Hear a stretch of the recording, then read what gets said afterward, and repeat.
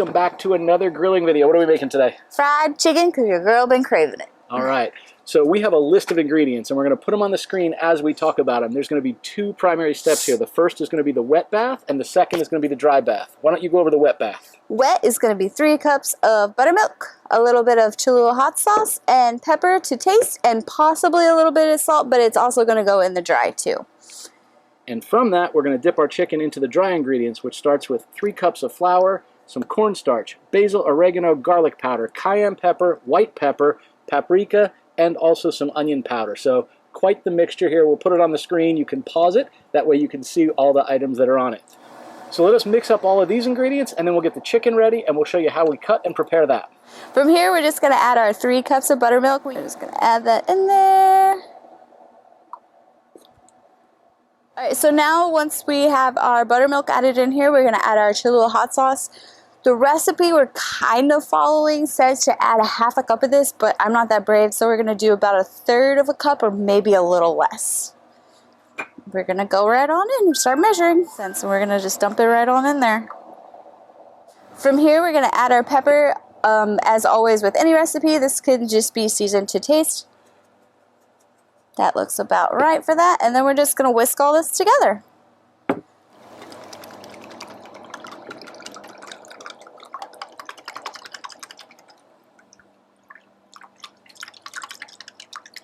Okay, so now it's time for the dry mix. And for this, we're actually going to add quite a bit of the cornstarch. It's going to be a half a cup. And with most recipes, I'm close to measuring, not exact. That's okay. So to this, we're going to go ahead and add in 1 teaspoon of dried basil, 1 teaspoon of dried oregano. We're going to do 1 teaspoon of cayenne pepper. I'm going to measure this one a little closer. I don't want to go crazy on that one. And 1 teaspoon of white pepper.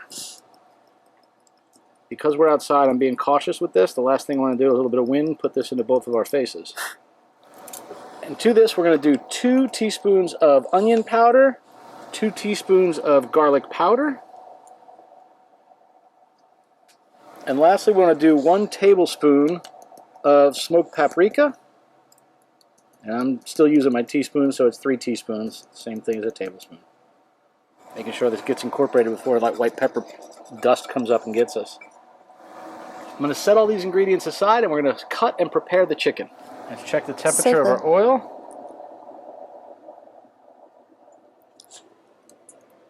Oh, we're good. What do we need to be at? 350? 350.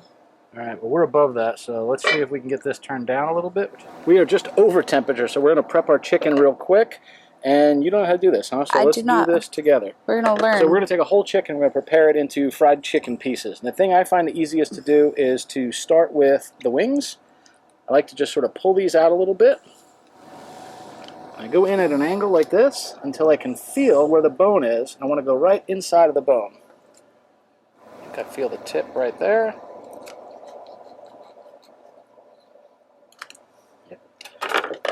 Now, I'm going to use poultry shears because it's a heck of a lot easier to get through skin and any bones that you might need to cut or trim.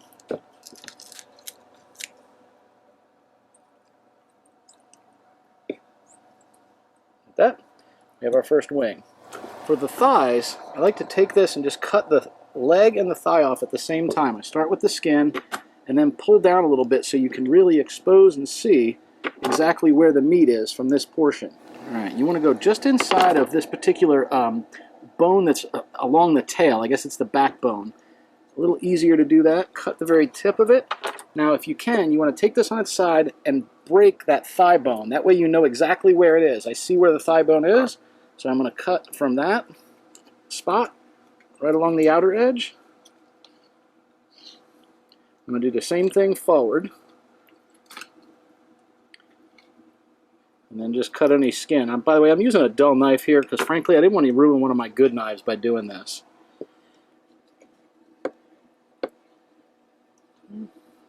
And I'm just cutting through the skin now that's on the top side of the thigh and the leg. Now we're going to cut these two and separate them in just a moment. Now, the breast is a tough one to cut too. What you want to do is you can kind of feel this tip of the bone right here. Mm-hmm. You want to feel that and just go to one side of it. And I like to just go right along the edge of it, as deep down as you can until you're hitting the base of the bones down there. Once you do that, you're going to come up and do the same thing going forward. Normally I would stand on the other side of it and go this way. It's a little awkward to do here because you want to curve it down that wishbone. Now, I take a bunch of small cuts while using my thumb to lift this up. You want to just go right along that rib cage there without getting the rib meat or rib bones on the breast. Almost like you're filleting it like a fish. Almost, yeah. It's a good analogy, actually. And then there's our breast. Now, if you ever see breast tenderloins, that's what this is. You can just cut that piece out right there, and that will be a fried chicken tenderloin. You know how we sometimes get them for the girls? Mm-hmm. That's what that is. Is that where they get their extra 9 pieces of meat from? No. They probably actually pull those out, too, and sell you nuggets instead. All right, with the chicken all cut up, first thing we're going to do is bread a couple of wings, and we'll start with them. Our temperature is at like 410. It's hotter than it needs to be, so we turn that off for a second, and we're going to try it with the wing first. All right. Dippy, dippy, dip. What's the method? Dip and swirl. Dip and swirl, huh? It doesn't feel very thick. Oh boy, that's great. Apparently we're breading on my bracelets too. All right, let's drop it in there. Oh, well, we can keep separate hands by each of us doing it. All right. And because we all like skin in the family, I talked him into skinning the back of the chicken, and we're just going to dip that and fry that too, because why not? Because it sounds good, huh? All right, go ahead and put it right in there. You know, there's a theory you use one hand for wet, one hand for dry, and it's supposed to keep it from getting sticky. I've never, ever been able to make that successful. I always end up being a sticky mess when I'm doing something fried. All right, we're going to take one of our wings. We're going to slowly drop it right in here. Do the other one now. Over here. Yeah, right here. Hey, do me a favor. If you like this video, go ahead and give it a thumbs up. And if you want to see more like it, subscribe to the channel and click on that little bell notification so you get notified of new videos. Thanks. All right, these have been in for a little over 10.5 minutes, and they are looking good.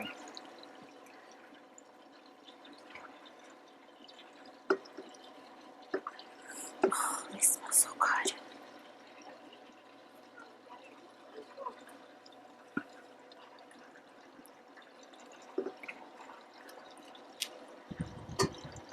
Okay, I think you're going to try double dipping these, right? Yes, but they've also been chilling in the buttermilk mixture for a while, so they might have a little extra flavor on them. Okay. I don't really know. We're gonna double dip the stumps.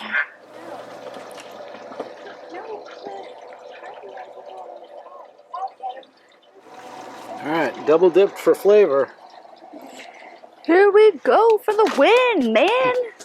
Okay, so we've got these double dipped. Let's go ahead and show you how we put them in, and we probably won't show all of them because they all work the same way. Yep, and I'm starving. I'm sure some of these will screw up, but we can cook them a lot faster if we don't film it. Get a little saucy. That's not very hot. You have to really watch your temperature. As you put chicken in, it cools down quite a bit, so we let it sit for a few moments before we put the second round in. I'm very impatient and I want to try these now, so we're going to try this. Oh, yeah. No.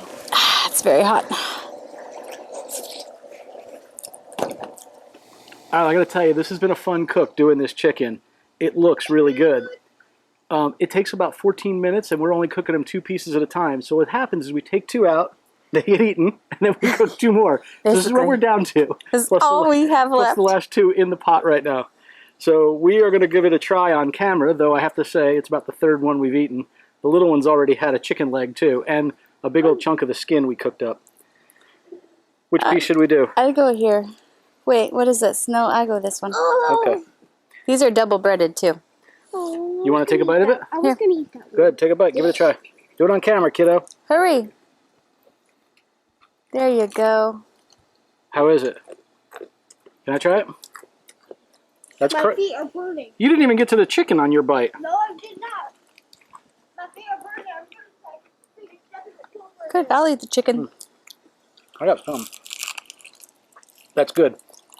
If you do these, after they come out, cover them in salt and a little bit of all-purpose seasoning. It makes them a lot better. That one has good flavor, doesn't it? Mm-hmm. The first batch, not so much. Just gonna take this. You're just going to take that? Don't go in the pool with it. Well, that's it, y'all. We'll see. Have a safe and happy grilling, and we'll see you next time. And Goodbye. my timer's going off. The last batch is done. Bye now.